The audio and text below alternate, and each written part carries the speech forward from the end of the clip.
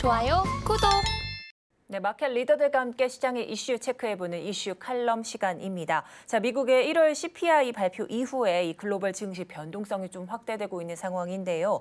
여기에 이제 외국인 주식 투자에 어떤 영향을 미칠지 분석을 좀 해보는 시간 가져보도록 하겠습니다. 자, 오늘은 미중산업경제연구소 조용찬 소장 연결돼 있습니다. 소장님 안녕하세요. 예, 안녕하십니까. 네, 반갑습니다.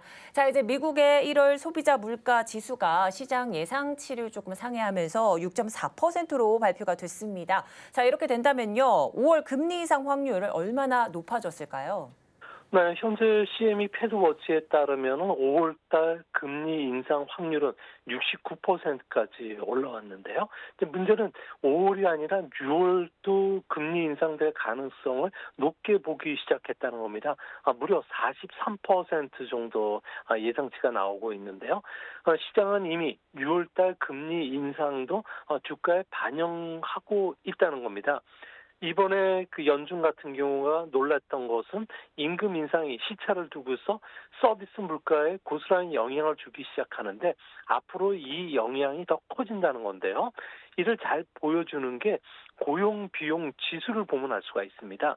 임금이 시차를 두고서 레스토랑 음식비뿐만 아니라 팁, 전기요금, 주차비, 세탁비 같이 생활 전반의 서비스 물가를 끌어올리는 역할을 분명히 하고 있다는 거고요. 또 한 가지는 코어 소비 지출의 50%는 중고차나 주택이 차지했기 때문에 그동안에 연준은 중고차나 주택 시장을 면밀히 지켜봤는데 지금은 나머지 핵심 서비스 분야로 물가 오름세가 상당히 좀 가파르게 진행이 되고 있다는 거죠.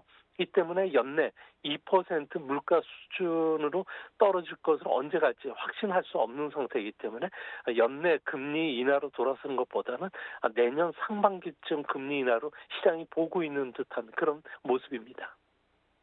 네, 이렇게 강한 CPI 발표 이후에 이 5월 금리 인상 확률은 73%로 높아졌다. 이렇게 좀 분석을 해주셨습니다. 자, 이제 이런 공격적인 금리 인상 속에서 이 미국의 핵심 서비스 부분의 물가 상승과 또 고용이 좀 미스매치가 된다 이런 문제가 좀 제기되고 있는데 이 문제 해소되지 않고 있는 이유는 어디에 있을까요?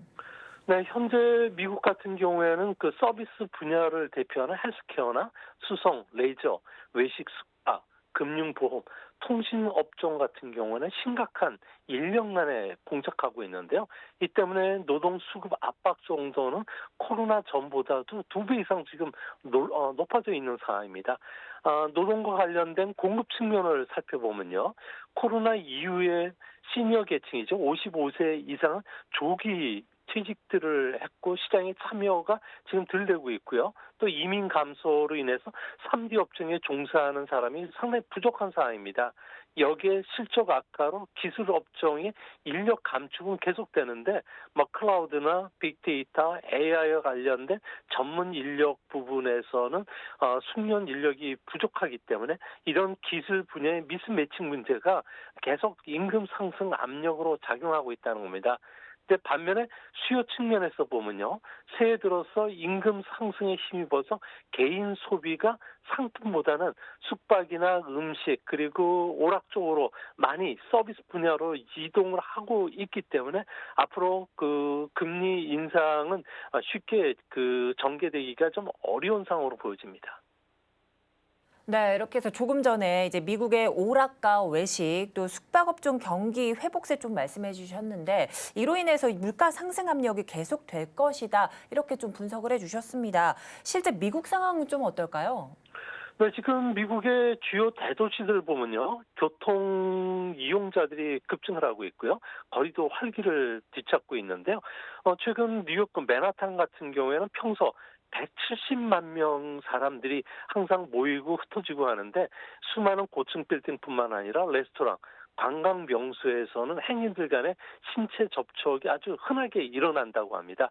이를 잘 보여주는 게 작년 말 기준으로 해서 타임스퀘어 그 보행자 수는 전년 대비 43%나 늘었고요. 엠파이어 스테이트 빌딩의 입장객 수는 300%, 그리고 브로드웨이 평균 수용률도 84%, 호텔 숙박 가동률도 무려 86%까지 급등을 했는데, 올해 미국의 관광객 숫자는 2019년 코로나 이전보다도 상회할 것으로 보여지기 때문에 이런 게 고스란히 소비로 연결된다는 겁니다. 또 한 가지 재미있는 것은 5월달 미국은 코로나 비상사태가 해제가 되는데요. 주 3일 출근, 2일 재택근무와 같은 하이브리드 근무가 직장인의 절반 정도로 차지했는데, 앞으로는 풀 리모트 워크라고 해서 정상 사무실 근무자들로 대부분 바뀐다고 합니다. 특히 뉴욕시만 하더라도 재택근무로 인해서 경제적 손실이 연간 124억 달러 정도에 달했기 때문에 기업들 입장에서는 아무래도 이제 정상 근무를 선호할 수밖에 없고, 그렇게 되면 오피스 임대료도 이제 올라가기 시작하고요. 또 주택 수요도 자극하기 때문에 올해 중에 물가 하락 압력이 그렇게 만만치 않다는 겁니다. 문제는 팬데믹 기간 동안에 뉴욕에서는 근로자들이 음식비 지출이 1인당 4,661달러 정도를 줄였는데, 이제 정상 출근을 하다 보니까 외식 산업들이 상당히 좋아지고 있다고 합니다. 레스토랑 예약 건수도 꾸준하게 올라가고요. 이게 봄철이 되면은 오픈 레스토랑이라 해서 매장 앞에 마련된 야외 식당 쪽에서는 특수들이 예상이 되는데, 벌써 테이크아웃 그리고 배달 수요고 빠르게 회복이 되고 있고요. 뉴욕 같은 경우는 점심시간에는 푸드트럭이라든지 패스트푸드점 앞에서 비즈니스맨들이 긴 줄을 쓸 정도로 현재 미국의 경기 상황은 상당히 좋은 상황이라고 합니다. 네, 예, 뉴욕 증시 유동 인구뿐만 아니라 미국 관광객 수도 좀 증가됐고요. 또한 정상 근무하로 돌아오면서 소비 수요가 좀 증가되고 있는 뉴욕 상황 좀 짚어주셨습니다.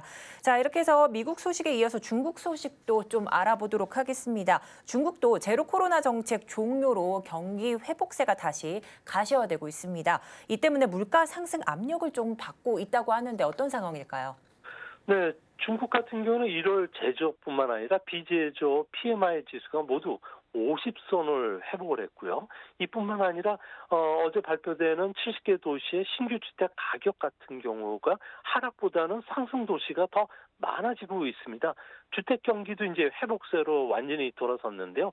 이 때문에 중국의 지하철이 깔려 있는 23개 대도시들 보면은 현재 그 지하철 탑승객 수는 80% 이상 지금 회복이 되어 있는 상태고요. 도로 혼잡 지수도 빠르게 올라가면서 경제나 사회 모두 활동이 정상화되고 있습니다. 당연히 에너지라든지 식료품과 관련된 생활 필수품을 중심으로 가격 상승 압력이 상당히 세지고 있는데요. 벌써 중국 경기와 연동된 금, 은, 구리, 석탄, 철강, 그리고 대두라든지 각종 식품 가격이 국제 가격이 올라가는 것도 이 때문인 것으로 보여집니다. 이제 문제는 중국 같은 경우에는 코로나 기간 동안에는 고통 분담 차원으로 해서 기업들이 물가로 올라가지 못하도록 정부가 강력한 행정 지도를 펼쳤는데요. 이제는 더 이상 잡을 수 있는 상황이 아니기 때문에 이제 인플레이션 압력이 고조가 되고, 이렇게 되면 하반기에 금융 완화 정책을 중립으로 다시 바꿔야 되는 문제가 생깁니다. 이렇게 됐을 경우에 중국에서 원부자재, 부품 수입하는 우리나라 기업들 같은 경우에는 물가 상승 압력을 고스란히 받을 수밖에 없기 때문에 우리나라도 그렇지 않아도 물가 상승 압력이 떨어지지 않는데 하반기에도 다시 물가 상승 압력을 받지 않을까 걱정이 됩니다. 중국의 물가 상승으로 인해서 우리나라에도 중국에 의존하는 기업들 그 좀 타격을 그대로 받게 될 텐데 좀 하루빨리 해결이 됐으면 좋겠고요. 자, 이렇게 해서 좀 관련된 이야기 한번 해보도록 하겠습니다. 새해 들어서 우리나라를 비롯해서 좀 아시아 증시에 이 해외 주식 투자 자금들이 좀 많이 몰려들었습니다. 하지만 2월 들어서는요, 일정한 방향성을 좀 보이지 않고 있습니다. 샀다 팔았다 매수와 매도를 계속해서 반복하고 있는데 이 이유를 어디에서 찾으면 될까요?